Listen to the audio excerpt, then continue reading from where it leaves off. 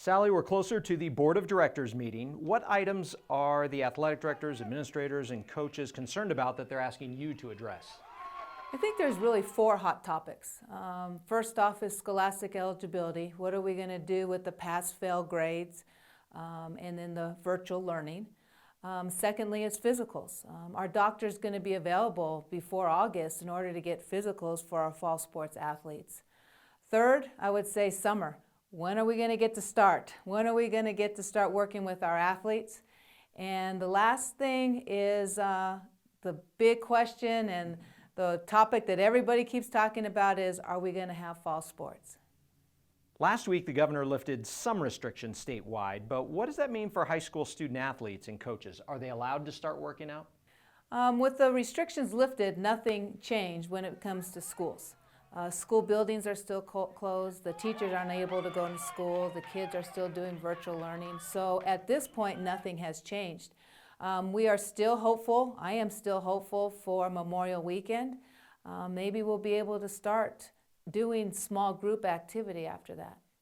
We touched upon it last week.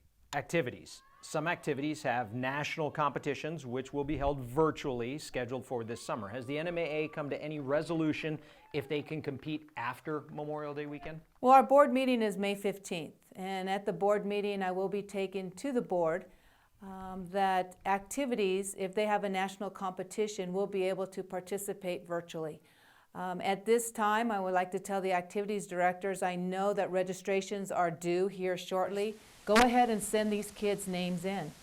We want to make sure that they are in the competition, that they are registered for the competition, and if the board of directors says no, then we can always say that they can't compete. But at this point, I'm very, very hopeful, and knowing our board of directors, that we do believe, and I do believe, that activities will be able to compete virtually in national competitions this summer. Following up on that, will any other restrictions be lifted after Memorial Day weekend? Well, like I just said before in that last question, is I'm hopeful. You know, I'm still eyeing Memorial Weekend. However, you know, we have to go hopeful versus realist. And realistically, it could be July 1st. It just all depends on what the governor does. You know, not only small businesses, schools are different than businesses. You know, I know some of the businesses are opening up. At this point, she hasn't even opened up gyms yet. But that does not include gyms on school property. And so I will continue to communicate with the Public Education Department, the governor's office, the governor's committee, and hopefully it's sooner than July 1st. Right now, I'm saying Memorial Weekend, but that could change. We're now in the month of May, in what could have been a championship month for spring sports. We've already seen state basketball finish without fans. How difficult is it for the association to not have spring championships? It's difficult for the association. It's very difficult for student athletes and coaches. This weekend, I really had a difficult time just thinking back what could have been. We would have been honoring a state champion esports trophy to a school at a site. You know, we were not even doing that virtually this year. We were going to be at one site and have a nice esports state championship.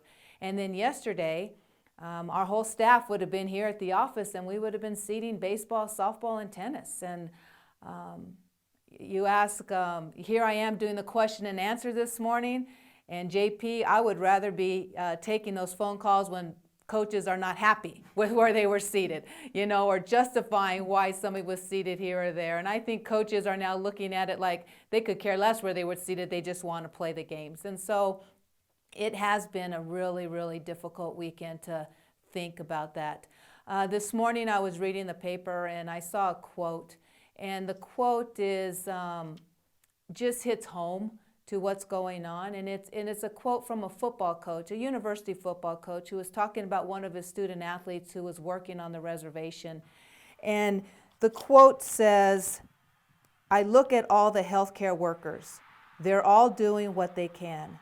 We have the easiest job in the world. They asked me as a football coach to stay home and be safe." And I think that says a lot. I just talked about how hard it was. It is because we cannot have state championships and seeding and selection and getting that bracket out. But we do have the easiest job. I mean, we have the nurses, the doctors, grocery store workers, truck drivers, people on the reservation working hard, police. All of these are working in the forefront of this pandemic. And all that we have been asked to do is stay home and be safe. And I think that we do have the easy job. And we need to remember that. When the going gets tough and we're tired of being at home, we need to remember that coaches, athletes, parents, we have the easy job.